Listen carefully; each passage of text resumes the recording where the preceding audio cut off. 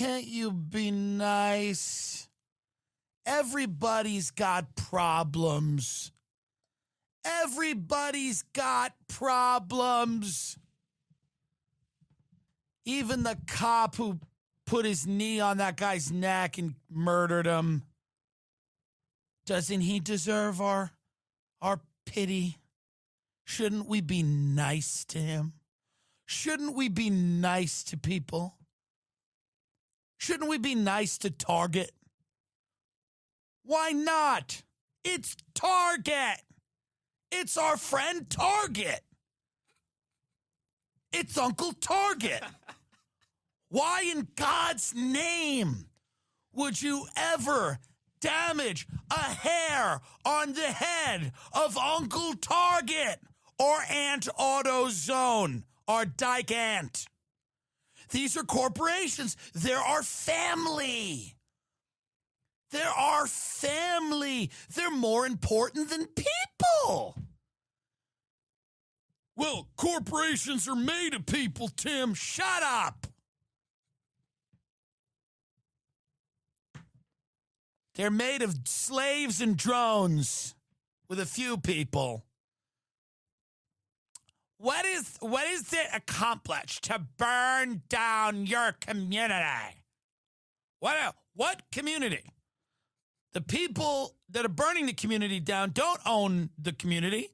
They've been prevented from doing so with laws that have prevented them from owning the things. So maybe they don't have an attachment to it like you do. Maybe they're not as attached to it as you are because they didn't inherit a home with a nice lawn and a big backyard, and they didn't get a small business loan to start a business. They don't feel as connected to the community as you do because cops can can step on their throat whenever they want. So they don't feel as connected to the community. Why would they ever touch Target? That's where I buy towels. You should be looting Target regardless of what the fucking cops do. You should loot Target every day. You should wake up, leave your house, and loot Target. The government of this country shut down the economy, gave you $1,200, and gave billionaires the rest of that bailout. It was the largest transfer of wealth in fucking human history, and people are upset because somebody ran out of Target with a panini press. Grow the fuck up. Forget for a minute George Floyd? Mm-hmm. Forget that for a second and just think about what else has gone on in the past 3 months. The idea that and I'm not for violence. I don't want anybody hurt, and I don't want anybody's private property fucked with. And I know that that's what's coming. And I know that these riots, these violence begets violence. But as an observer, to look back and to not realize why this is happening and why that it has a justification, it means that you're not paying any fucking attention and haven't been. Things ain't good. They ain't good. I know they're good on Netflix. I know they're nice. The TV shows you watch. Just be nice. Just be nice out there. Don't call anyone names. Well, things are much worse than that. They're further along the line. They're further down the line than just that. There's a lot of luxury problems we have in this country, and there's a lot of people that don't have the luxury of having those problems. They don't have food. Their water is the color of Nestle Quick, and the cops have been putting their kids in jail, have been putting them in jail. And I mean, listen, I don't know what to tell you. But the whole idea of we're going to do a beer summit where Obama is going to go down there and have a beer with this cop and forgive him. And then the cop's going to go on Ellen and do a 1970s style dance. He's going to do some old Depression era big band dance. He's down there doing the Charleston with Ellen. It's not going to work anymore. It's just not going to work. People have had it. I mean, I don't know what to tell you. I'm sorry. yes, I would like to live in a world where things aren't burning down and there's not civil unrest in the streets. But I mean, if anybody has been paying attention to anything that has ever happened, even if you were paying attention by accident, you kind of get where this has been going. You get where it's been going. I don't really feel bad for Target. I don't feel bad for AutoZone. I don't, that police precinct got burned because and I love, by the way, they just charged the cop. We're recording this Friday. They just charged the cop, and people are like, they don't know what new evidence the cop looked at, the DA looked at that made him charge the cop. It's like, yeah, the looting, the burning of the city made the DA go, you know what? Maybe we should charge the cop who did this and arrest him. I don't know. Maybe George Floyd died of coronavirus. I don't know. That's the next thing. You're going to be like, well, he's tested positive for COVID-19. I don't know. I'm unaware of what happened, but I'll tell you this. The amount of people out there defending Target, I find to be laughable. People should burn Targets down on the regular. Burn Target down. Gives a fuck. Well, there's employees at Target. Yeah, I'm sure they're upset. They can't go into work at Target.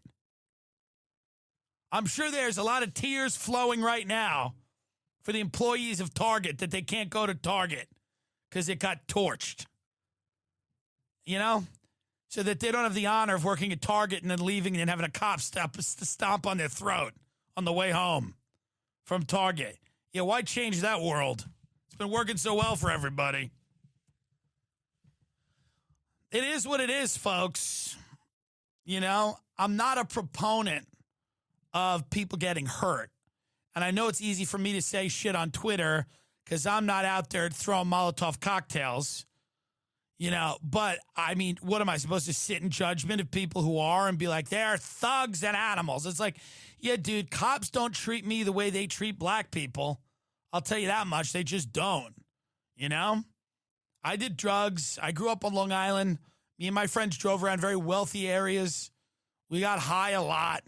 We drove around mansions, smoking weed, seldom bothered by police, seldom pulled over. I drove drunk a lot. Hammered, yes. Have I been pulled over? Yes. Has my license been suspended? Yes. Have I had interactions and run-ins with cops? 100%. But you want to look at the percentage of those versus the percentage of law-abiding black. I was breaking the law.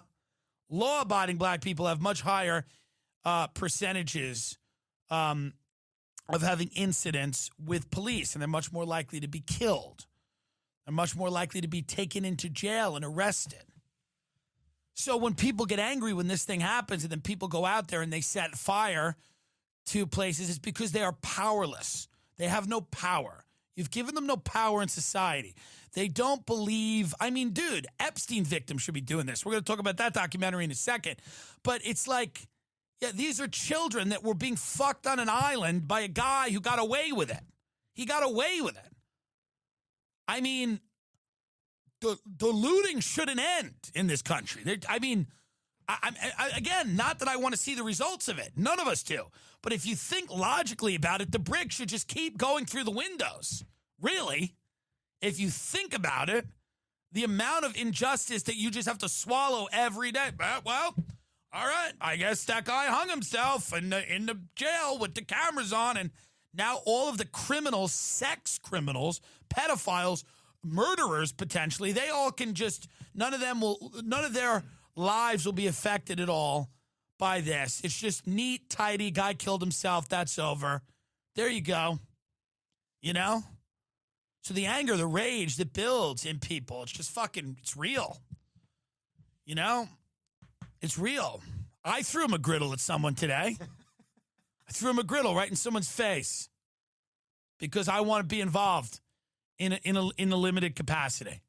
So I took a McGriddle and I just slapped someone right across the face with a McGriddle. And I said, no justice, no peace. And I walked out.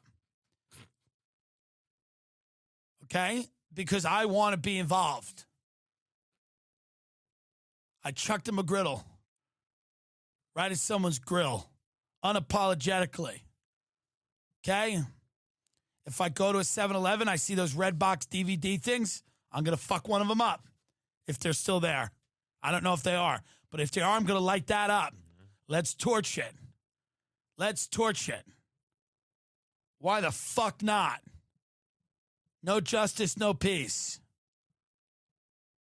I have the address of my parents. If anyone wants to go over there, wake them up. We'll be sharing that later on Twitter. They live in a wood house. It'll go up easy. Teach them a lesson. No justice, no peace. I have the addresses of many people I feel have fucked me over in the business. I should be bigger. I have their addresses. Maybe go to their community, stand outside their homes, wake them up, show them reality. No justice, no peace. These are just thoughts and ideas. I'm an activist. You understand? So if you would go to my parents' house and burn it down, I'd be very grateful, and I think we could move the country forward. If you see my Aunt Kathleen out, throw something at her. No justice, no peace. If you see her out on Facebook, grab her phone, take her phone. These are just ideas. These are just ideas because I'm an activist and I want to help. I want to help. Okay? That's all. I think we could join the two protest groups. The people that want to open everything up and the people that want to burn everything down. I have a solution. Let's open it up, let's eat, and then let's burn it down. That is a solution. I can bring both sides of this country together. Let's open it up. Let's get a tostado nachos. Let's get a 3-for-all. Let's get a Jack Daniel's whiskey glazed chicken sandwich. Let's get a brownie obsession. And then when they say, here's the check, go, no, here's the check. And burn it the fuck down. But let's have a meal first. Let's have a meal. And then let's bring it. Let's come together now. Let's go in, let's sit down, and then let's burn it down. I have no problem, but let's get in there and let's have a salad with some breadsticks, a little ranch dressing, and some bacon bits. We deserve it. We went through a quarantine. Let's open these places up. Let's force them to serve us, and then let's torch them. It's okay. Smack the waitress with a fish sandwich, not a problem. Just tell her what it is out there. I'm an activist. No justice, no peace. Okay? None of it's my fault, but it's okay. I'm part of the problem. I'll be part of the solution. Let's open up and let's burn down. Minneapolis, looking like a third world country, looking like a war zone. It's bad out there. Yes, a lot of these protesters are Looney Tunes. A lot of these protesters are not what you would call upstanding members of society. Many of them, and if I sat down with them, we'd probably not agree on a lot of things. I get it. They probably want to abolish private property, capitalism, the police. No, we're gonna have to have a society. I'm sorry, we're gonna have to have a society. But in between total apathy and burning everything down, in the middle of that, we can burn down the homes of my parents and show people that they have to be accountable for the decisions that are made by their police and their district attorney. In between total apathy and and total chaos, we can live in the middle by going and looking at the list of names that I'm going to put on Twitter and waking them up. Guys, I want to talk to you about anvil rings. You know me, I know a lot about jewelry and jewels. It's my business.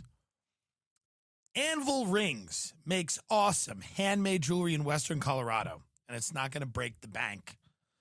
They've been handcrafting rings for nearly 10 years and take great pride in the quality of their work and their design.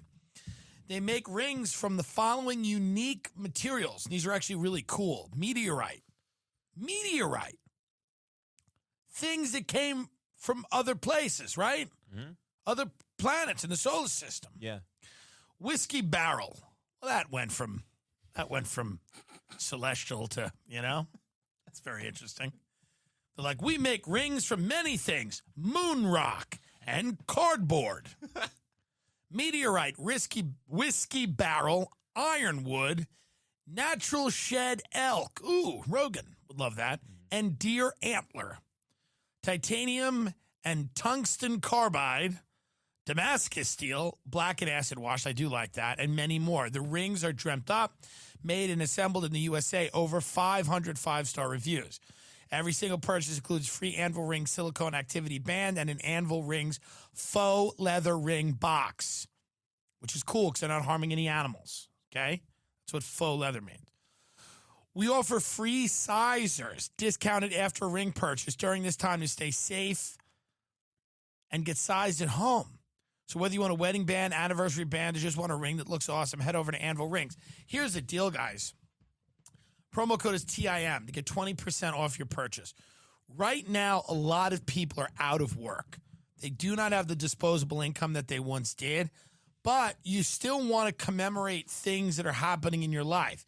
You might still wanting to be, you're getting a wedding band, anniversary band, things like that. These are still important things, and they're going to happen regardless of the economy, regardless of the amount of money you have. So Anvil Rings is a great way to get a cool ring made out of fucking meteorite. How cool is that? You're getting engaged. You want to do an anniversary band, commemorate how long you've been with somebody. Maybe you're both on the street. Doesn't matter. You love each other and you get a nice band. It doesn't really matter where you happen to be. It's anvilrings.com, ANVILRINGS.com.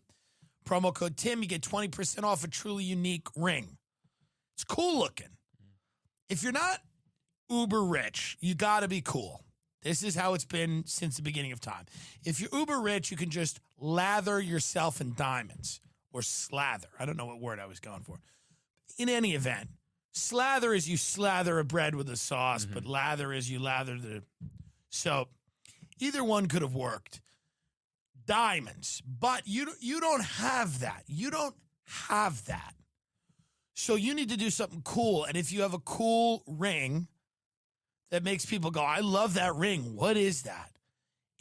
Go to Facebook Watch. It's just a guy making a table out of a tree. And you watch it because you appreciate the craftsmanship. And that's really what we're coming down to. It's going to be where it's craftsman. You appreciate it. It comes from the nature. It's materials that are from the earth or the meteor. It's important to be able to go and get these types of rings and have them be cool. They don't look or feel cheap at all. In fact, they are artisan rings. They're amazing. But you're not spending thousands of dollars.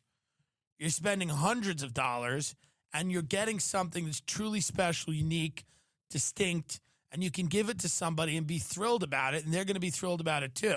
So it's nice to give people things. People need things. You are not enough. This is really the reality. Everyone's like, well, what about an experience? What experience? No concerts, no restaurant. What experience? You going to get on a plane and what, are you going to take a cruise? None of it's happening. You got to get them a thing now. Experiences are done for a little bit. You got to get them a thing. And the thing you want to get them is an Anvil ring. Does this have anything to do with the Anvil and the Acme where, you know what I mean? I don't. I guess because they're handcrafted, so they're hitting the You know ring. how the anvil would fall on the, who was it? The Roadrunner? Wile E. Coyote. Or the Coyote and the Roadrunner. They had many problems, right? Was it the Roadrunner had issues with who?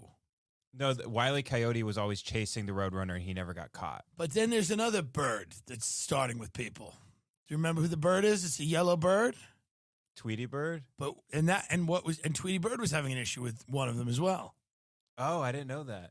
You don't know, but did you understand what I'm saying? Yes, I do, though. Yes. I don't know if you do.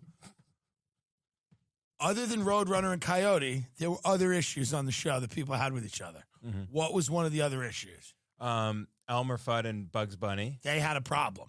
Big problem. Yeah. And Daffy Duck and Elmer Fudd didn't get along. Who was Tweety Bird's nemesis? So Sylvester the Cat. And didn't Sylvester the Cat get fucked up and Tweety Bird would always fly around it? And Sylvester would like wake up. Yeah, I think so. And Tweety Bird would fuck it up, I think, with an ant. Go to YouTube and see. See. If it's an anvil, if Tweety Bird ever got Sylvester with an anvil. Because I don't, it's Tweety Bird anvil. I mean, there's too much to go through here. But I'm imagining that it happened. Do you see what I mean? Yes. Tweety Bird, this is what I mean. This bird and the cat had massive issues. Yeah. For the whole series. They hated each other. Mm-hmm. And the real anvil maybe was Coyote and the Roadrunner. Yeah.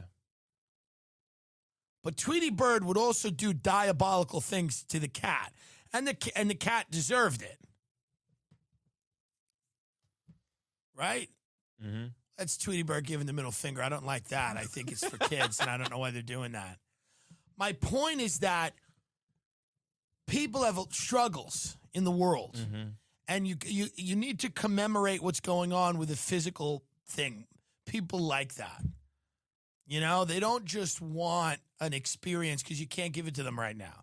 You actually have to get them a physical thing. My parents, I don't think, they like barely had wedding bands. I think that's why they got divorced. But anvil rings is a great way to do it because you're not walking into Harry Winston. Well, you're not walking into Harry Winston now anyway because you can't go in there. But you're not walking into Cartier or Bulgari or Tiffany's or Harry Winston or Van Cleefs and Arpels, a really high-end jeweler. Why do I know all these names? Because I know high-end jewelers. I know, you know what I mean? I know Conflict Diamonds and Mines in Africa. I know where the rocks are, the ice is, Jacob the jeweler, Lorraine Schwartz. I know them all. I have connections in the game. I literally wrote Uncut Gems. What I'm saying is that you're not in that world. So you got to live in the world you're in. You're in the world of a cool ring. You're a cool person. You don't have shit, but you're cool. And what a cool person could do is get a fucking Damascus steel ring. You look like a badass. Hop off your bike and you get a Damascus steel ring. It's cool. Do you know what I mean? I'm going to get the deer antler one, I think, or maybe the elk antler. I think it'd look really cool. Yes. Yeah. There are many things to get. What would the Roadrunner would drop the anvil on his head? You know what I mean? But that's, the whole thing's weird now when I think about it. The Roadrunner would run by and then the Wile E. Coyote would try to kill him with an anvil. Yeah, but somehow then Wile E. Coyote would like get hit with the anvil. Like he would always do the pain and suffering. It would always end up happening to Wile E. Coyote. Like, you know? I liked Gossamer the best. Yeah, he was good. The big red guy. He was just what he was. Yeah. You know what I mean? Mm-hmm. You know, he's just living his life. He was a big softie too. Was he? Yeah, he was like kind of sweet. But he was also like a heinous monster, right? Yeah. But he grew to love Bugs Bunny, I remember in one episode. Yeah. Bugs Bunny would like do his nails and stuff. Yeah. Yeah. It was a great show. That was a phenomenal show. It was just a great, Looney Tunes was a great show. Yeah. And there was that cat. Oh, no, that skunk. Wasn't there a skunk? Oh, yeah, because The French skunk? Yeah, Pepe Le Pew or something. yeah, Sylvester the cat was always trying to have sex with Pepe Le Pew. Who was a French skunk? Right. Odd. So Sylvester the cat would get a white stripe down Then there his was back Elmer with paint. Fudd. Yes. But then there was that other little man who had the other little guy. Marvin the Martian? No, it was Elmer Fudd, and then who was that other hick? Elmer Fudd was bald. Who was that other hick? Anvil rings, folks. You got to get them. Don't be stupid. He was another guy. I love the idea of a ring. I don't wear a lot of rings. This guy. Yosemite Sam. Yosemite Sam. He was one of these Open America Up protester guys. Yosemite Sam. Tasmanian Devil.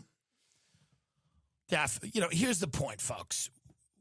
Get something that can commemorate special times in your life, and you're going to have to get a ring. And you're not going to be able to spend money on a diamond ring right now. It's irresponsible. You should just get a really cool looking ring.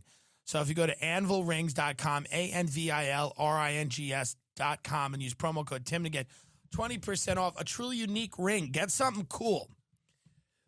If you want to do something nice for somebody or for yourself, you like our show, you want to support us, this is the place to do it. It's cool to size yourself for a ring. I'm going to maybe start wearing a ring. It's nice to have a ring. And this is kind of a cool one. It's a good conversation starter. People say, hey, what's that about? What are you up to? And you say, hey, it's my fucking ring. Which one are you going to get? I think I'll probably get a meteorite. Nice. I mean,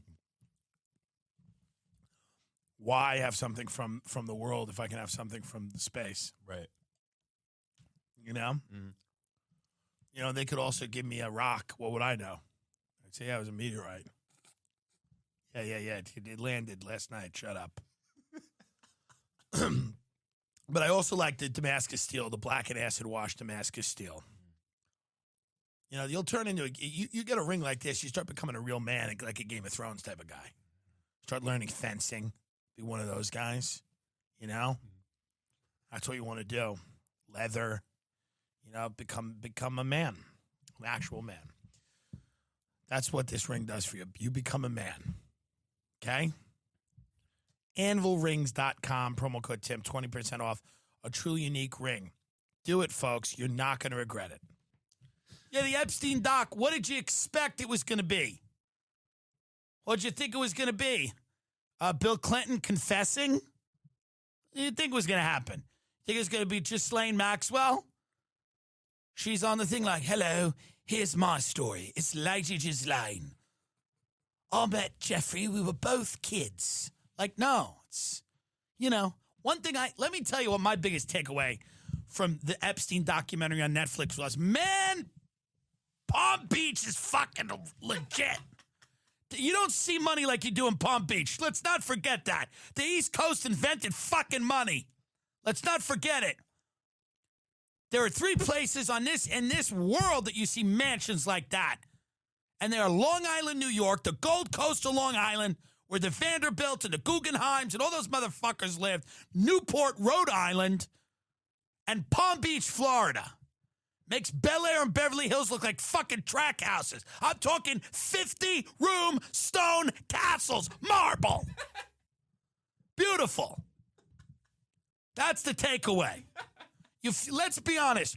You do not feel as bad for the kids when you've seen the homes. What do you want to do, work at the Gap? Shut up. Now, I'm against the pedophilia and the murder, but let me tell you right now, it's a goddamn stunning estate. It's a beautiful property. It's an iconic property.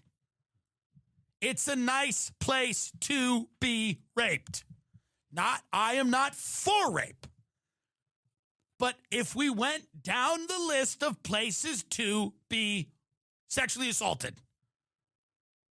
Palm Beach, the Franklin scandal, these kids were getting sacrificed in barns in fucking Omaha. They were eating at Waffle Houses. This is Palm motherfucking Beach. Private islands, ranches in New Mexico, limestone mansions right by Central Park in New York City. That's what you took away from there's nothing else there. The entirety of the entire documentary is that they divorce it from any historic precedent of this happening before. And when Vicky Ward, who's a journalist, when I had Whitney Webb on the program, and if you watched a Whitney Webb show, you know that a lot of what you learned in the Epstein doc, you had previously learned on my show and more, by the way. And don't get it twisted. Censorship's not all about not letting the information come out, this online censorship. It's about they want to dribble it out and they want to earn all the money off it. So don't kid yourself. It's not only that they don't want it to come out, they want it to come out in their fucking miniseries. They want it to come out the way they, when they can profit off it, okay? That's why when the Epstein story happens, people go in and buy the rights, and these mega Hollywood guys get the rights to these stories because then they're controlled how the narrative is told to people and the money, So it's not just about we don't want the info out.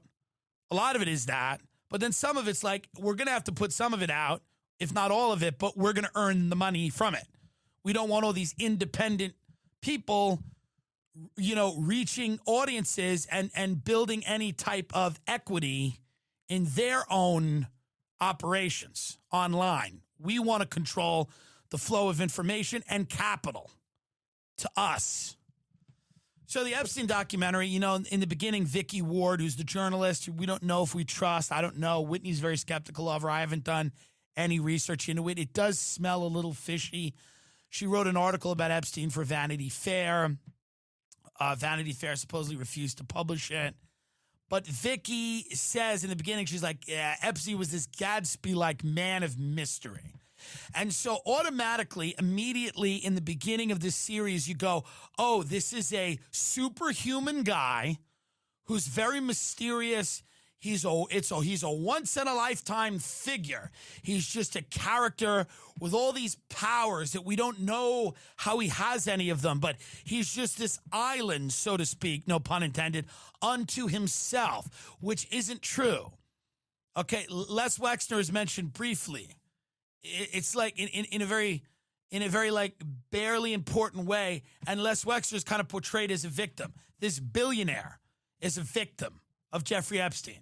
This guy who owns Victoria's Secret and The Limited and J. Crew, I believe, I'm not sure, but he owns the first two. He's a billionaire. The largest, most expensive residence in Ohio was a victim of Jeffrey Epstein. He just got conned by this dictionary salesman going door to door. Epstein Les Wexner just happened to give him a mansion in Manhattan and a ranch and all this money.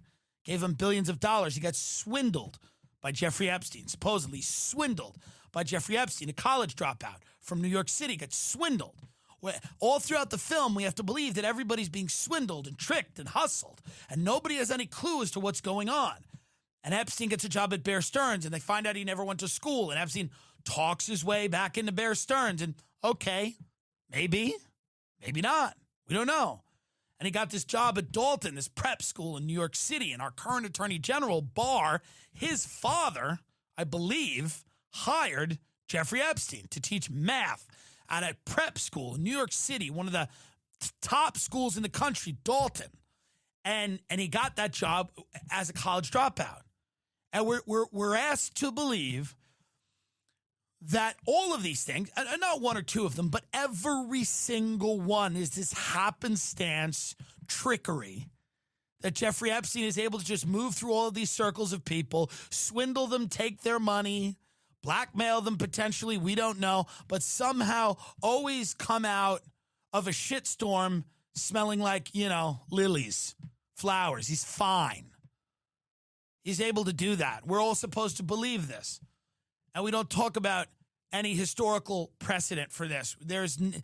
None of it is mentioned. The Franklin scandal is not mentioned. They do not mention anything about Jimmy Savile, who is a BBC presenter and a heinous pedophile, sadistic guy.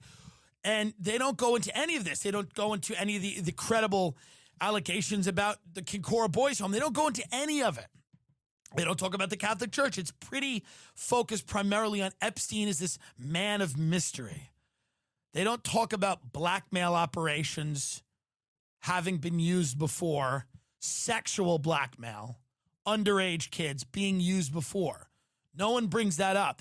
We're all supposed to just believe that Jeffrey Epstein just exists on this cloud and he's floating above everything, and that somehow he's able to make this sweetheart deal which lets all of his accomplices, named or unnamed, how insane is that?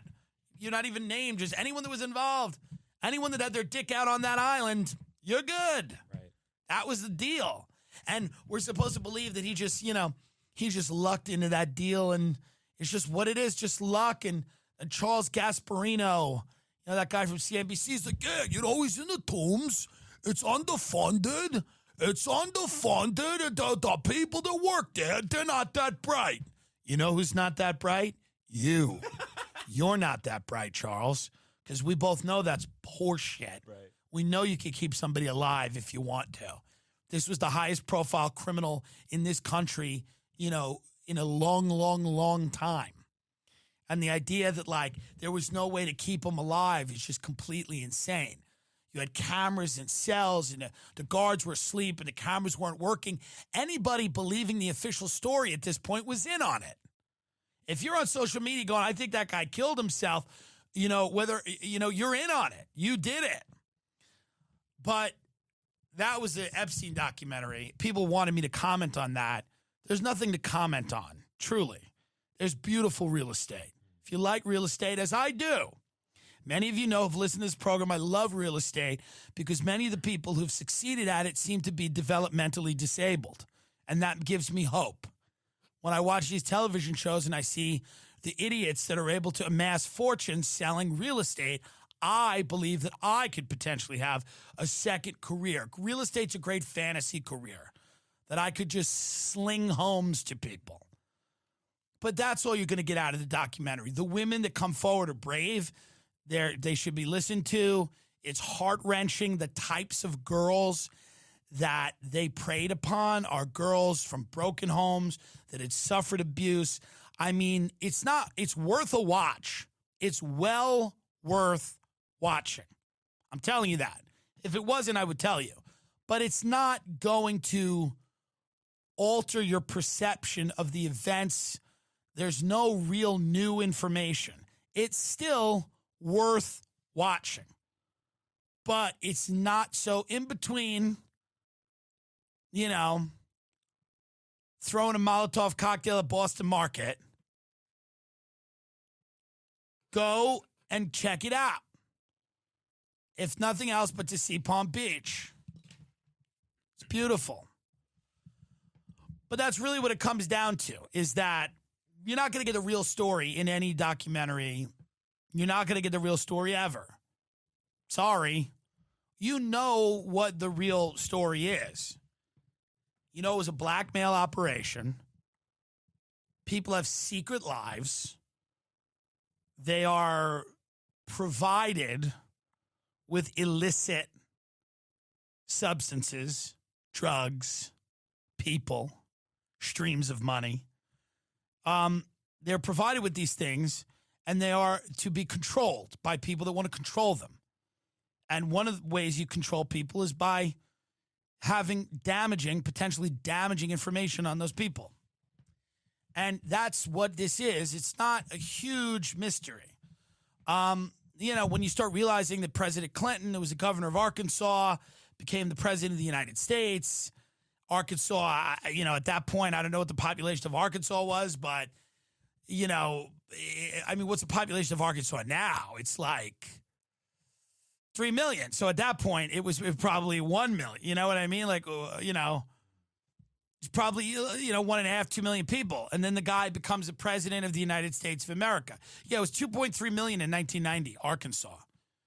One of the smallest, most inconsequential states in the Union. Right. But he ends up the president of the United States. So you start thinking about those things, and how does that happen? How does that happen? Is it an accident? Is it an accident? Probably not. It doesn't mean that everybody's a pedophile. It just means that, you have leverage on people. Obama became the president. Now, how did that happen? These men were talented. They were gifted. They were driven. They had all of those things. I'm not suggesting that either one of them didn't possess superhuman abilities, but somebody's got to sign off. Somebody's got to sign off. Somebody's got to loosen the purse strings, open up the vault, and give you all the money. That's what happens. Somebody's got to sign off. Doesn't mean that these stars in Hollywood aren't famous. A lot of them are famous, but they got to get an opportunity. Somebody's got to, open the door. You got to get that opportunity. And that's the same thing as politics. Doesn't mean everybody gets it from doing something illegal or shady, but that's certainly a possibility. In the political realm, certainly a possibility. So it's well worth a watch. Go check it out. But we know what the story is, and we just don't talk about it every week. I think some of you are disappointed. I just don't talk about it every week. It's boring. We know what it is. Let's figure something else out. We know what it is. We're against it. I don't know what to tell you. It's like people are like, why don't you talk more about the conspiracy? What do you want to say? We did it. We know what it is. We figured it out. I don't know day in and day out what I'm supposed to do. I don't even know why people are like, you got to have a take on the Epstein doc. Yeah, you hear it there, you have it. I wasn't expecting from it. I didn't get anything out of it. That's the take. Guys, you have to start understanding there isn't going to be a resolution here. There's not going, you guys think this is a television show with a season finale or a series finale. And it's boom, it's big, it's Breaking Bad, the last night. We all huddle on the couch. Nothing's going to stop me from watching this. I'll get in 5 accidents if I have to and abandon my car. Fuck my family, doesn't matter. I'm getting in front of that TV because it's all coming due. The bill is coming due tonight. The justice is it's not, no.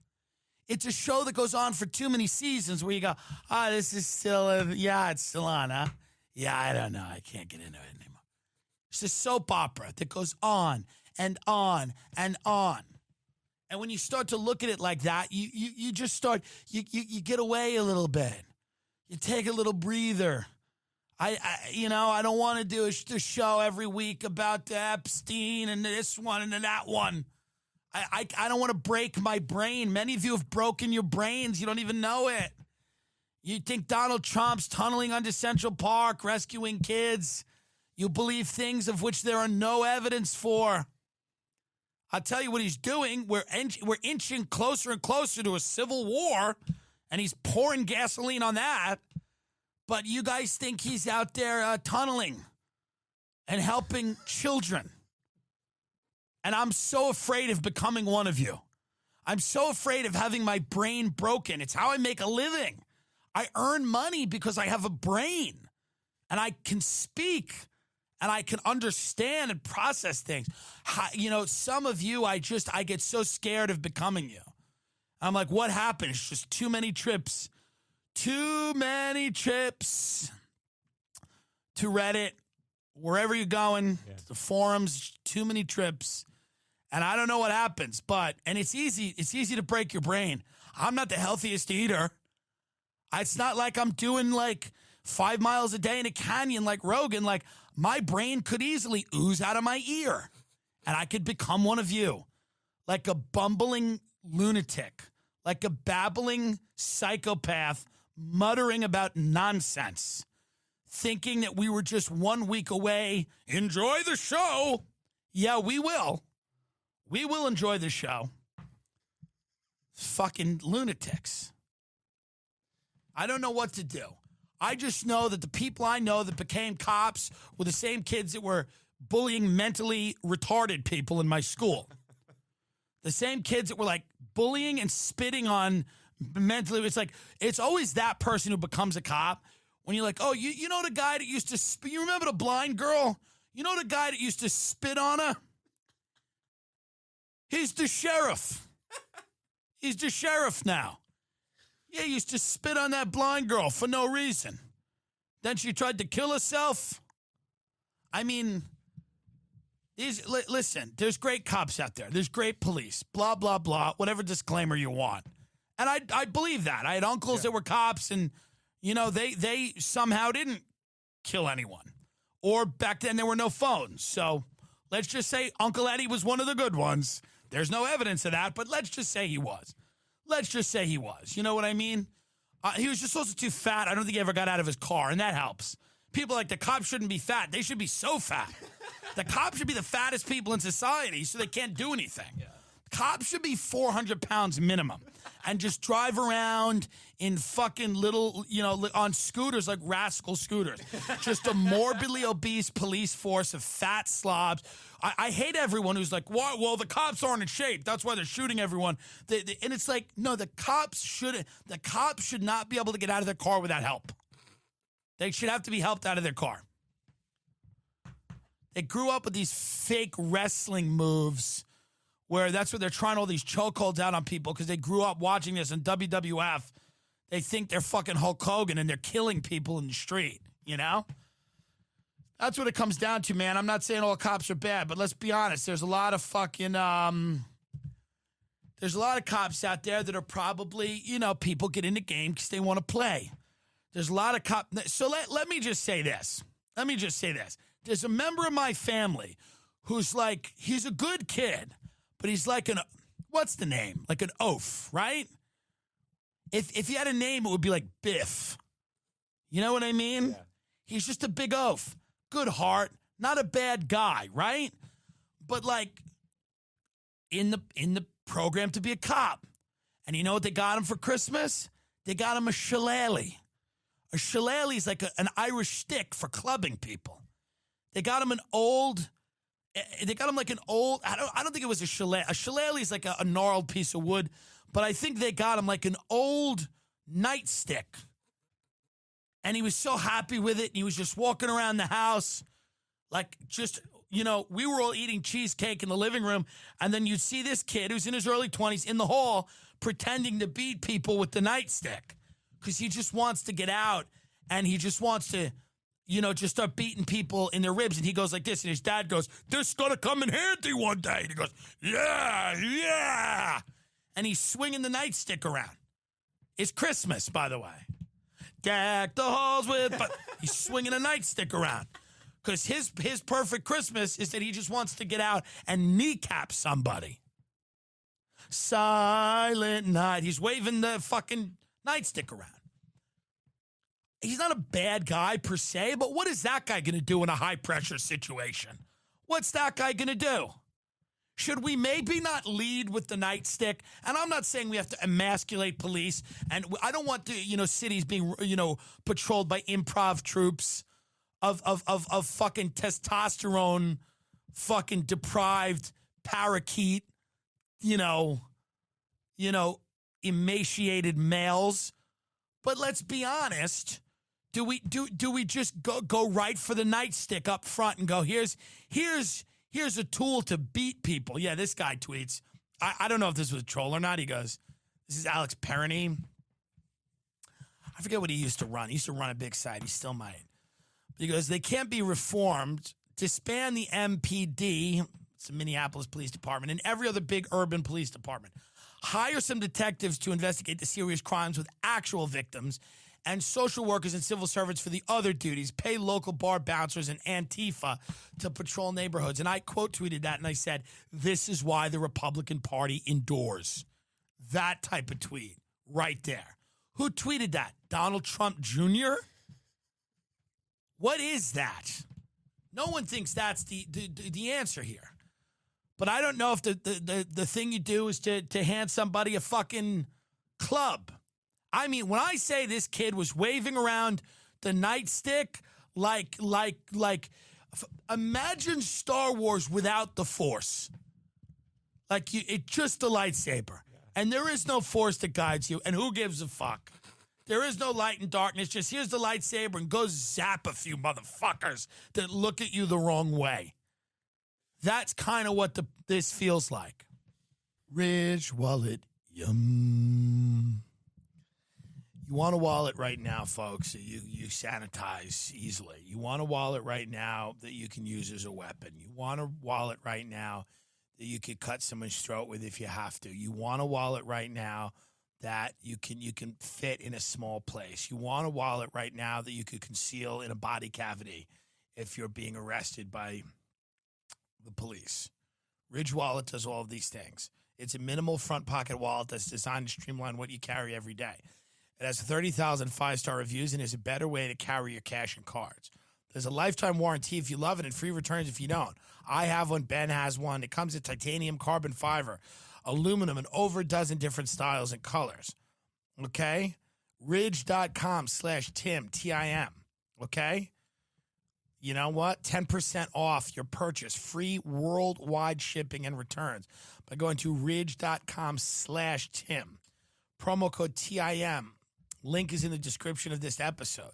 The Ridge wallet is a great wallet because it's perfect for the times that we're living in right now. Civil war, pandemic, collapse of civil society, not a problem. Ridge wallet. I mean, who cares? You're going to have to fight your own family soon, your own friends. You have to fight them over for resources. You think you're gonna worry about a wallet? You need a little wallet. You need a nice little wallet because you're going to be drawing blood from your brother in the street right now.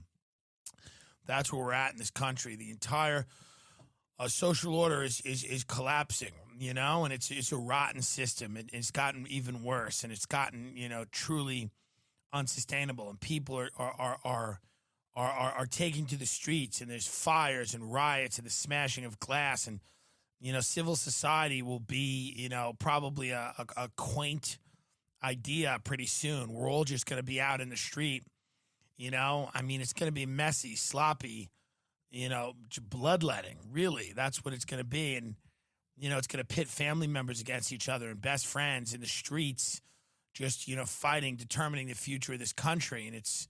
You know, you're going to see climate change and famines and all kinds of problems that already compound our social upheaval, you know, our uneasiness, our racial and class problems, all inflamed, you know, the beating hot sun, you know, all of these problems, you know, leading to this just chaotic, massive, you know, episode that is going to probably result in like some crazy, you know, National Guard military in the street, you know, partial collapse of society. And when all of that happens, not if, when all of it happens, you're going to feel a hell of a lot better with a Ridge wallet in the front pocket of your jeans that are also stained with the blood of your family. And this isn't a, you know, I'm not lying about any of this. This shit's fucking coming. It is what it is. This is phenomenal. This is just strawberry and coconut water sorbet. Well, the reality is, I mean, you're going to have to decide who to kill, who to eat. And you don't want to have a leather wallet. You want something sleek that can fit. I mean, this is all happening. I mean, I don't know what to tell you. You want me to be like, hey, Ridge wallet's cool. When you go on a date and you pull it out, a lady's going to be like, hey, what's that? That type of marketing's over. We're in the end now, okay? We're in the end now. Cars lit on fire, overturned. The screams of strangers in the night. That's what you will fall asleep to. The screams of people you don't know. And you will pray that they don't become your screams, and they will. And so that, set against the backdrop of that, you get a Ridge wallet. Ridge is cool because you and your buddies can... No. Death and chaos, death and chaos, death and chaos. It's what it is. I didn't do it, but it's going to happen. So I'm not going to market anything on the show anymore like some fucking goofball. I'm marketing for the real world that we're going to be living in, which is you're going to be in a paramilitary group, whether you like it or not. You'll probably live in a quadrant, you know. You'll fight other paramilitary groups for resources. And I imagine this is after the government falls, after the nuclear war, in the nuclear winter, when there's no real commerce anymore. There's no money system. The money system will collapse. So that's why it's good to have a Ridge wallet, even though you're saying to yourself, well, I won't even need money or cards if the money system collapses. It's still fun to have. It's a sleek little thing. It's a weapon. Really, it's a weapon. Essentially, it's a weapon. Buy it as a weapon. Don't even buy it as a... You'll still need certain things to remind you of who you are. So even though the credit cards aren't going to work after the money system collapses, you're not going to remember your name because you're going to be through so much trauma and you might have concussions and things like that. You might not be able to even read anymore, but you're just kind of to feel your name that's slightly raised on the card because you will have been blinded by a chemical that's sprayed at you by the police. So by having these cards handy, you'll be able to figure out your name again. You understand? So even though the money system is not going to work, you'll need things to barter with. And, you know, the idea that you can just remember your name by taking out your wallet and saying, oh, who am I? Because you're going to wake up in a forest. You'll be wandering around this empty mall. There'll be nobody there. You know, you'll just see a bear off in the distance and, you know, some zombie trying to get out from under a car, but then the car will collapse on them. I mean, it's post-apocalyptic horror show. And then you take your wallet out and you go, who am I? Who am I? And then you go, oh, I'm John Bagucci. No. I mean, it's worth it right there, isn't it, folks? It's worth it right there, you know? Ridge.com/TIM. That's ridge.com/TIM. Use promo code TIM to get 10% off and free worldwide shipping. You need identification. You need to remind yourself and your friends who you are. You might encounter hostile people, and you might have to prove to them who you are. Look, this is me. This is who I am. I'm real. I mean, that's where we're headed. So, I mean, I'm not going to be like, you know what's cool about a Ridge wallet is when you're at the beach and you're... No, you awaken under a bridge and you don't know who you are and you reach into your pocket for something and you're going to be glad to pull out the Ridge. Because you don't remember, but you took cover because there were rockets. They were mortaring a group of anti-government people that you were a part of. And you found, even though there's a lot of mortars that went off right by you and you got shell-shocked, you found your way back under a bridge and you slept there and you woke up. Now you're kind of like trying to figure out who you are. You have a little bit of amnesia and you pull out the Ridge wallet. And then you can just go, you know, join whoever's left of the anti-government people. And again, set about the work of creating a new society based on shared principles of common good whatsoever, so on and so forth. And get 10% off today with free worldwide shipping, okay? Ridge.com/TIM, Ridge.com/TIM, link in description. Good luck out there. I wanted to address Seth Simons, who I shouldn't give any more press, failed bird poet, cultural critic, clown critic, who criticizes clowns, revolutionary Seth Simons, without tagging me, of course, went at me on Twitter because of my defense of, or not really a defense of Jimmy Fallon doing blackface, but when I said, listen, you know, some things are appropriate at certain times, some things are not. And it was about the sketch that resurfaced with Jimmy Fallon, you know, playing, I think it was Chris Rock on SNL. Yeah. And so Jimmy Fallon writes, in 2000, while on SNL, I made a terrible decision to do an impersonation of Chris Rock while in blackface. There is no excuse for this, blah, blah, blah. Thank you for holding me accountable. So I wrote this. Thank you all for holding me accountable, which is what Fallon said. And I said, it's such an insane statement. It is. Think about that. Think about that. Thank you all for holding me accountable. It's such an insane statement. Never capitulate to a mob. I've said this before about mobs. Sometimes the mob is right. It's still a mob. Right. Do you get it? You know? So when you capitulate to a mob, and now you're going to say, well, what about the mobs in the street burning down the Target? Here's what it is. I'm not saying all of those people are right about whatever they believe in, but I'm saying they're angry, and that anger is justified. The anger at Jimmy Fallon doing blackface isn't real. No one really cares. That's a big difference there. The anger here is real. No one watches the Fallon doing blackface and feels any similarities to watching this guy get his life taken away on fucking camera by a cop. So there's no comparison. But I wrote, never capitulate to a mob. Fuck these people. Times change. What's appropriate changes. That's true. And I wrote, this isn't about that. It's about dragging someone because it's the only way to feel powerful. Obviously, we need a second wave of coronavirus. Right. My little joke at the end, which a lot of Seth Simons, because he writes about comedy, doesn't understand comedy at all. And none of the I think 9,000 people who follow him, his wide reach, none of those people understand comedy either, because a lot of them were like, not even 8,700. Great. So a lot of those people were like, are you on my Twitter right now? I'm logged into mine. Okay. Yeah. Okay. Interesting. So he quote tweets me, but doesn't quote tweet me, doesn't tag me. This is what these people do, by the way. They talk endless shit about you on Twitter, and then none of them tag you. None of them want a response. They want to, this is why they love canceling people and dragging people, because they don't want, and that's why they love deplatforming, because no one can respond to what they say about, I don't care. People make videos. I'm fat. I'm gross. I don't care what anyone does about me. I'm only addressing this because it's an interesting conversation to have. But most of the things, I find them funny. It doesn't bother me. I make a good living being funny, and if other people want to talk shit about me, I'm not going to hate on them. I don't respect them. I don't respect all those people out there. I respect people I feel have talent. But it doesn't matter. I'm not going to go at you and say you shouldn't have a platform. Who gives a fuck? You want to call me fat? Do it.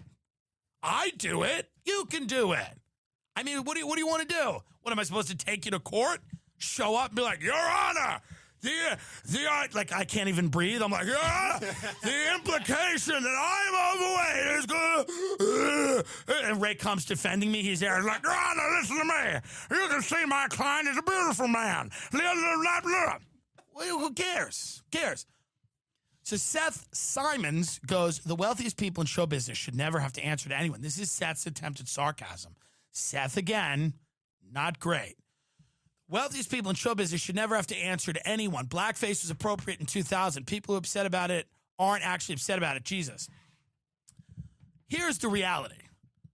Blackface was done frequently by lots of people, and people laughed at it. And it wasn't. Now, was it appropriate in the sense that, like, was it ever morally true? Who the fuck, who knows? But the idea that it wasn't done, white people dressed up as characters that were black and imitated them. When now looking at that, you go, oh, yeah, that wasn't great. But to say that in the year 2000, that it was like some deeply offensive thing in the context of the time, it wasn't. And I can prove it wasn't because it was done on a mainstream show and no one cared. Black people, might have been upset about it. Maybe they didn't have the platform to talk about it. But the reality was it wasn't like this shocking thing. So when I say times change, the word faggot was appropriate at a certain point, and not that it was ever correct. It wasn't moral. Never calling a gay guy a faggot was never moral. But using the word in your lexicon of words that you used at one point was appropriate. Most people don't use that word. Most people I know don't use that word all the time now because what is appropriate changes. It just changes. People used to be like, that's gay all the time. People used to be like, that's gay. Most people don't do that anymore. Things evolve. And the people that are still doing that are just holding on to these things, and they're dinosaurs. They won't evolve. They won't make any money.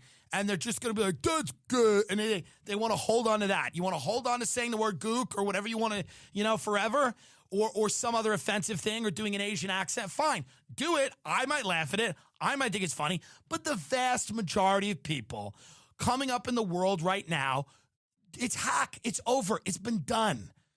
Find new ways to make people laugh. That doesn't mean you got to go full in the net, but it means you evolve, okay? But this guy paints me like a Charlottesville marcher because I have said that I think it's a little, the priorities are odd to me. Digging up old SNL skits in a country where 30 million people are out of work in the last 3 months. Nobody has any fucking health insurance. The cops are murdering people. The cities are literally burning, which this guy is tweeting nothing about. He's focused on Jimmy Fallon's 2000 SNL slate of sketches. I tweeted it's ridiculous. So then he goes down in the article and he goes, This guy, meaning yours truly, this guy pays the left enough lip service that I think a lot of people miss, where his sympathies actually lie. Because I pay the left a lot of lip service. Okay.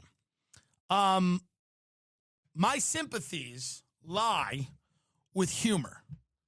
My job is to be funny. My opinions really don't matter. Like, and I'm truly telling you this. They don't matter. I share them with you anyway. I share them anyway. Some of them are funny. Some of them are not. Some of them are correct. Some of them might not be.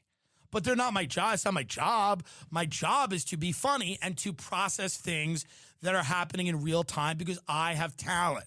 I have actual talent. Seth does not have any talent. It's just, and I'm sorry about that. I would love a bigger penis. I would like a six-pack. I want a little bit more melanin in my skin so that it doesn't blister and boil like a disgusting Irish piece of shit. I want a lot of things. One thing I have is talent. One thing Seth does really not have is talent. I apologize that you were given none of this thing that I possess, that I've worked pretty hard to acquire. So he says that I pay the left lip service. I pay everyone lip service in the sense that, like, all I do is flap my fucking lips. That's my job, dummy. It's like me saying he pays the left. He pays comedy finger service because he's just typing all the time. Right. But where my sympathies actually lie, I thought Sanders would have been a great candidate. Would he have been a great president? I don't know. Could he have gotten anything done? I don't know. But he would have been a great candidate. I think people should have health insurance. I don't think health insurance should be a business. But again, I'm not a Marxist. I believe in private property, private ownership, private business. I believe you should be able to lock yourself away from society as long as you pay your taxes and you follow the law and shit like that. I believe you shouldn't have a secret government of, dark money pedophiles running around the world, starting wars to enrich themselves and their friends. I don't know. Draw a line around those positions and come up with a party. And I'm that. That's what I believe. Draw a line around that and come up with that. I would prefer if dark money billionaires didn't arrange wars all over the planet, impoverished vast amounts of people, rape, torture, murder, censor, destroy everything that was good. I'd rather everything not be corporatized and turned into an advertisement for Chase. I like independence and autonomy. I want to live in a Stanhopian future where we all have little homes in Bisbee, Arizona, and little bingos and dogs and cats that seem to die and that somehow never do.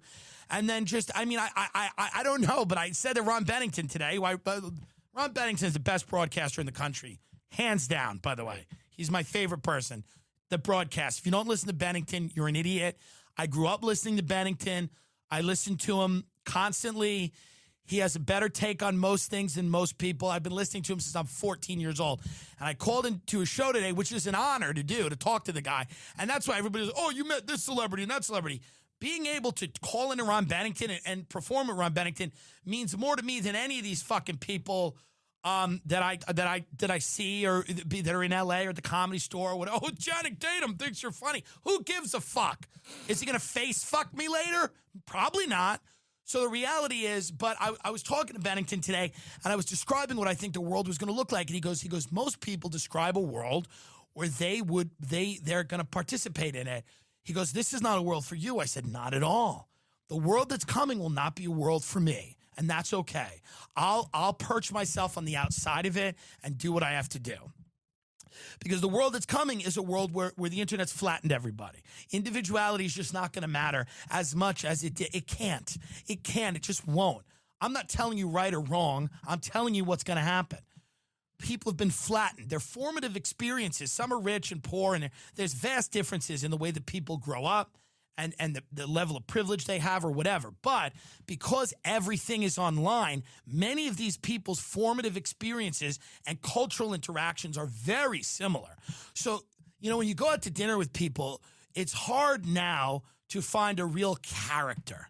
This is what I was telling Bennington. Like a real character where it's like, the expression used to be like, what, were you raised in a barn? who is this guy?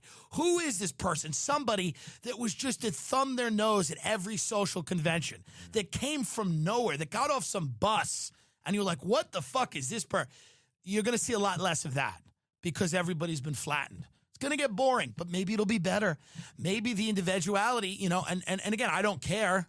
I have no say in which way it goes, but maybe with a lot of that individuality came uncertainty and risk. And, there's, Jeffrey Epstein was an individual, can't say he wasn't. So the reality is the future that's coming is not a future that I'll feel terribly comfortable in. But that's why I do the job I do, because I can kind of perch myself on the outside of it. So Seth does this thing. So what's interesting is in the thread, this is something I didn't realize was going to happen. Somebody posted a Reddit thing from Chris Gethard.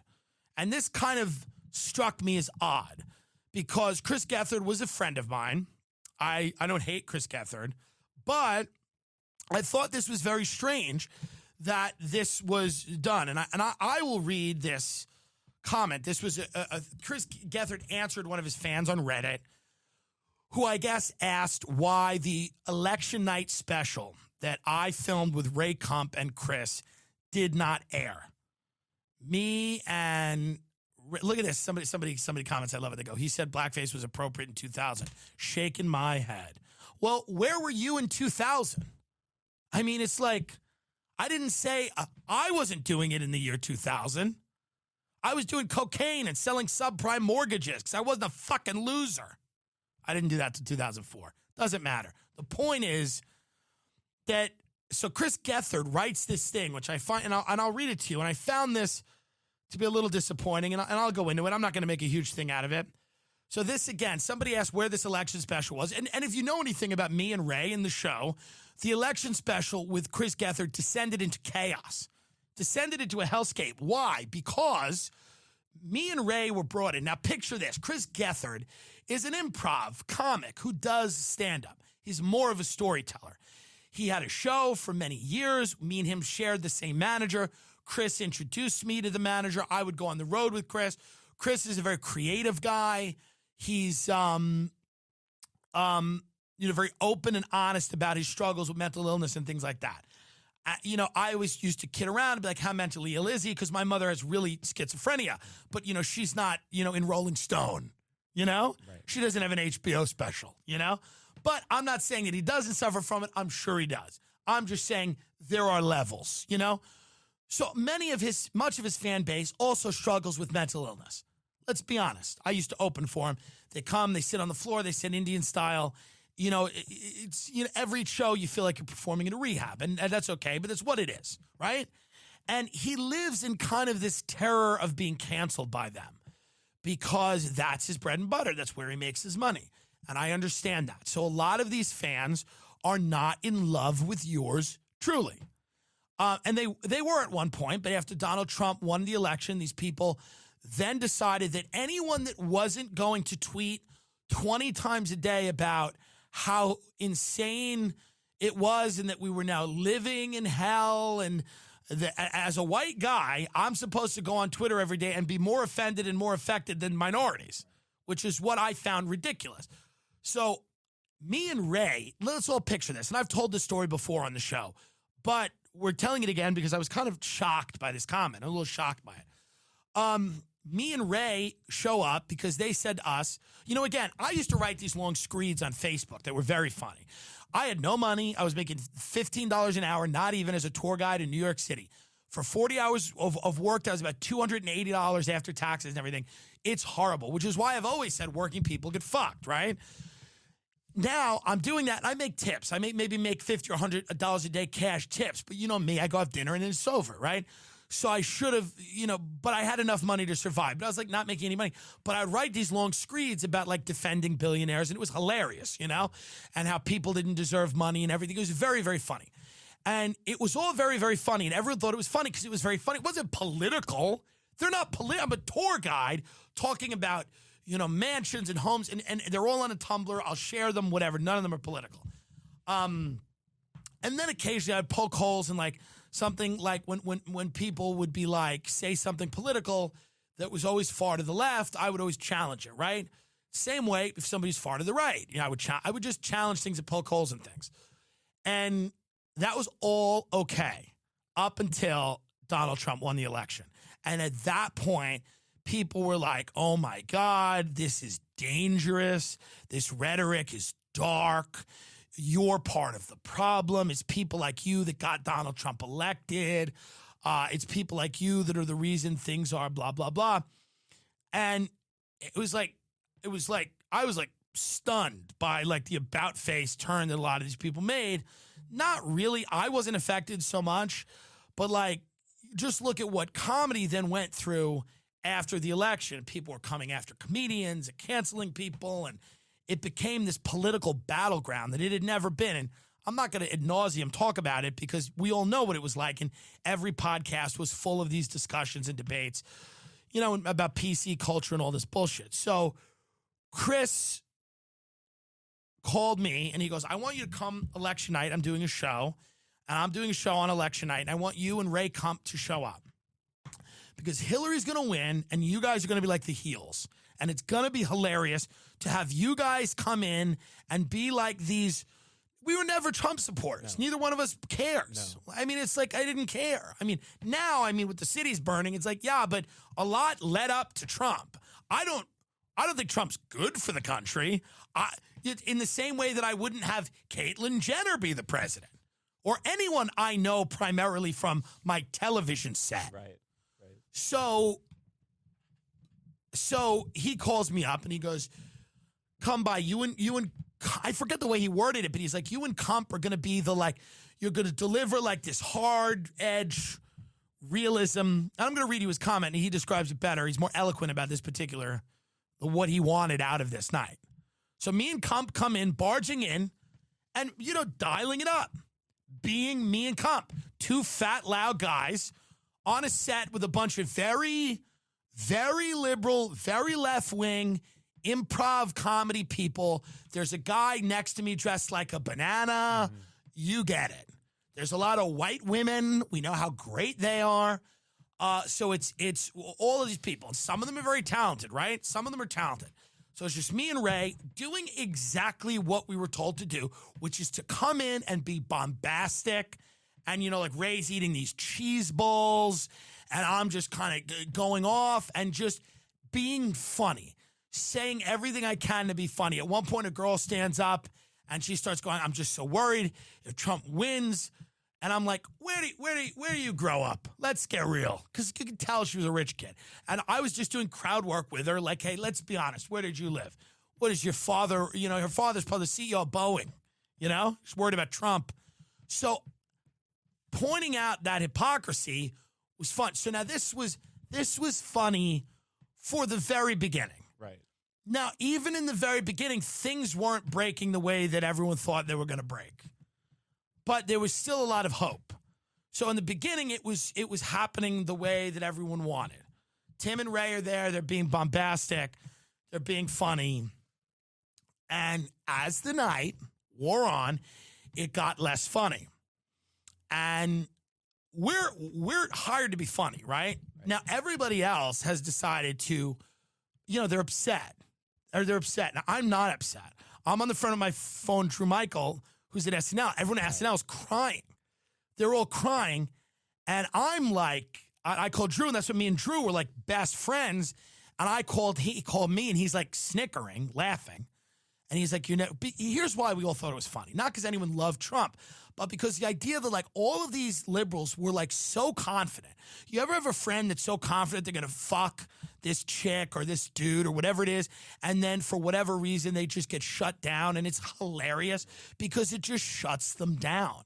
And these are people that have just been 8 years of Obama drone striking people and, financial crime going on. No one, and they don't care because Obama's on Ellen and whatever. So it's just this neoliberal, like, yes, queen, stop, slay, bitch. And like all of it, every argument for Hillary Clinton's candidacy was faulty. I had the only good one. I was the only Hillary advocate of her. And I did advocate for her. I said, give her the job because she's a murderer. And I said, she should win because she's a murderer. And she's just it's just because I knew. Now, I didn't vote for her. I didn't vote for anyone. But I knew that Trump was going to inspire this cult-like devotion of people who think that he's doing something he's not going to do anything, right?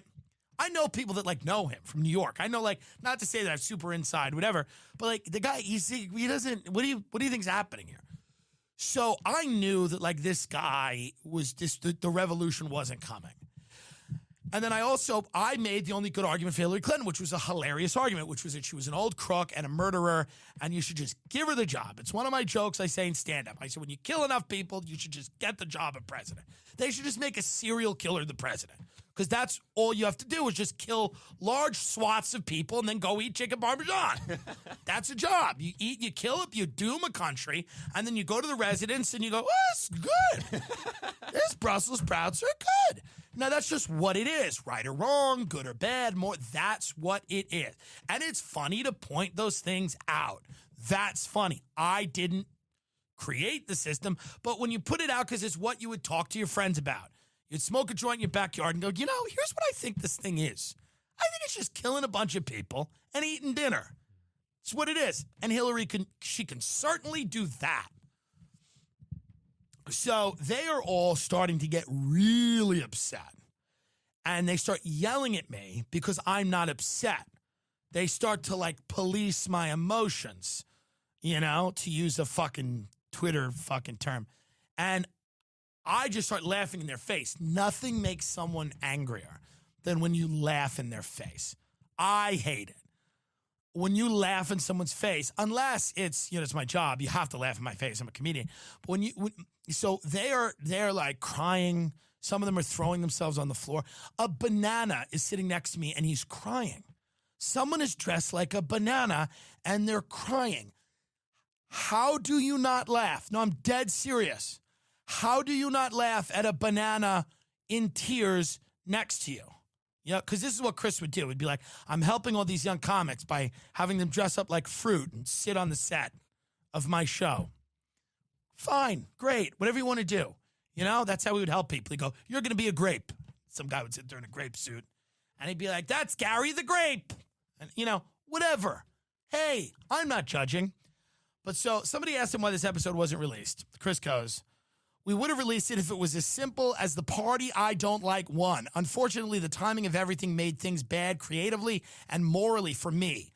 Not as an individual, but as a creator of a community of creative people. This is when we start realizing that this is a cult.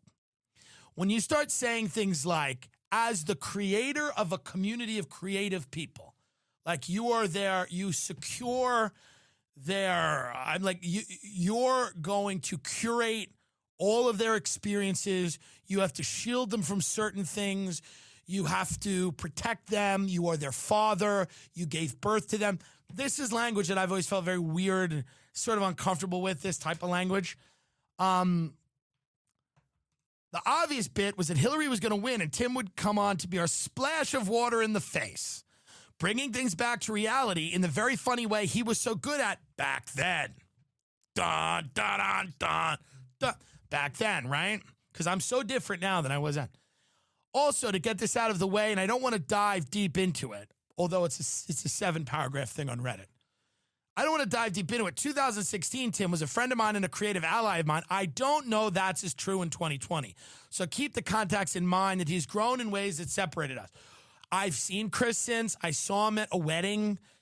We were very nice to each other. He brought his baby to the wedding, which you don't do, and everyone at the wedding was offended by that.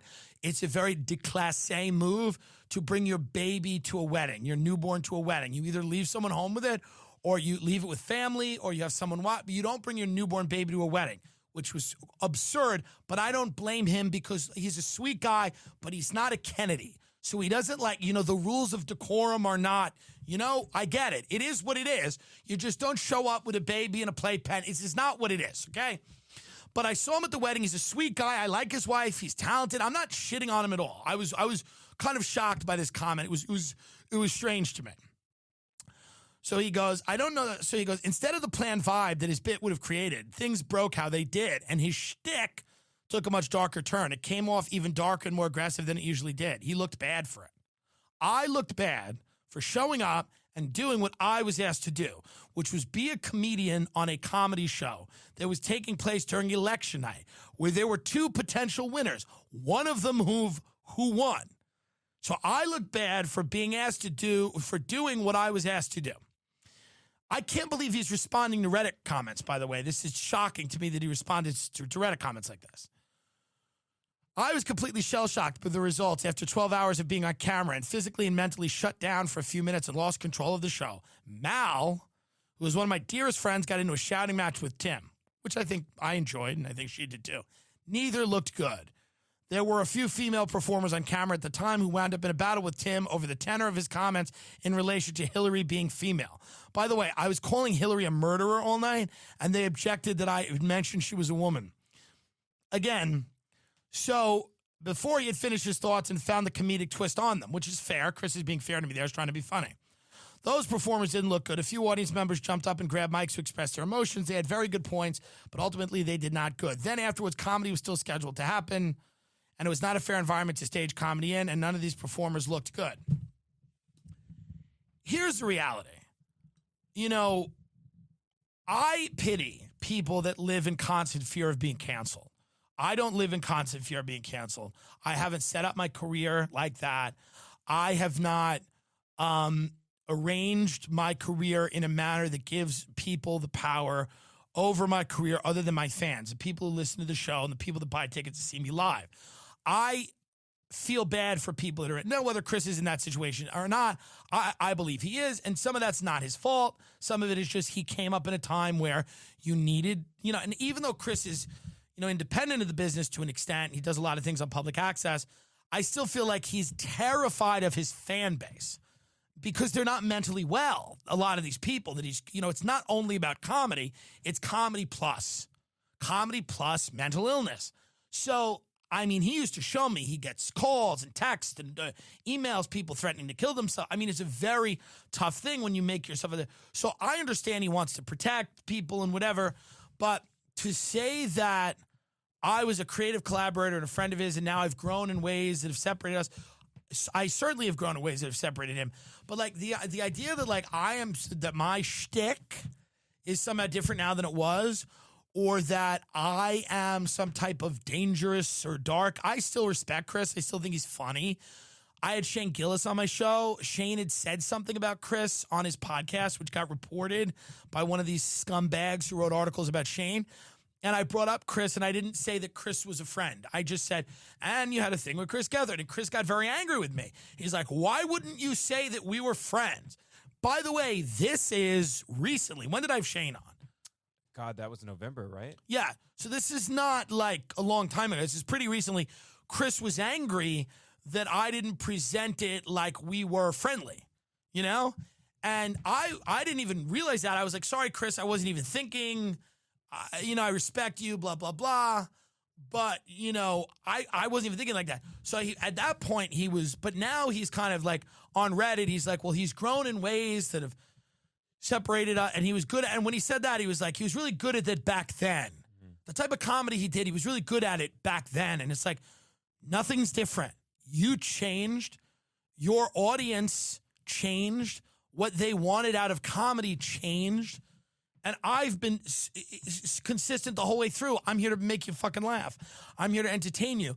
So to me, to write this entire thread, and again, you know, all of this is done so that I can't respond.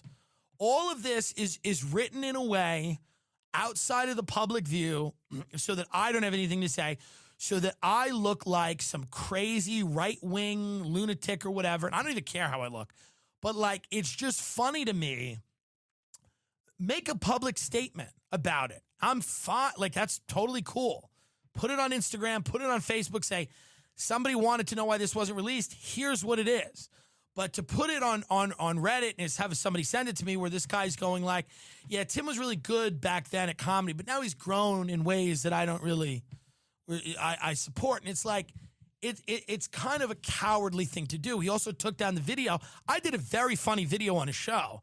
where I was telling people not to vote and to marry for money. It was very funny. He yanked it off YouTube because he said that the black kid in it, Justin, was getting harassed by some alt-right troll, which was kind of hilarious. It's like, what, did somebody send him a DM? And I'm like, so here's my problem. It's not, I don't want to have a shit talking fest here and say, fuck this and fuck Chris or whatever, because I don't feel like that. I think Chris is a creative, unique guy that lives in fear of his fan base turning on him. And then that's a massive issue. And I just want to say, I like Chris and whatever, and I have no problem with him. And if he doesn't like me because Trump won an election, that's okay. And I feel that saddens me because I'm still doing the same comedy. Chris has helped people. He's given funny people a platform, whatever. He gave me a platform, and I'm grateful for that, and I respect that. But if you're going to ask me to go on a show and not think it's funny that a guy dressed like a banana is crying, I can't help you. I don't know what to tell you. You know? So we're going to wrap it up like this. God bless everybody. Be nice. Just be nice. What do you have to do out there other than just be fucking nice? That's the only thing you should do on this planet. Just be nice. If you see somebody that's frowning, step on their throat. No, I mean, listen. I'll tell you this, folks. Epstein doc's well worth a watch. Sorry that Chris Gethard, I mean, I would love to release, because yes, nobody looked good. He's right. Nobody looked good. That is comedy. It's actually probably very funny. It's actually probably great. And unfortunately, it won't see the light of day, which is okay. But I would have preferred that somebody make comments about me in a public forum, or be honest with me, or have a conversation with me, and not write a 7-paragraph thing on Reddit and you know, try to distance himself from me as much as possible. It's okay. I mean, it is what it is. You know, I've always wanted to entertain real people. I don't have, you know, I just, you know, so I'm not super concerned with, like, you know, the comedians that I like respect me.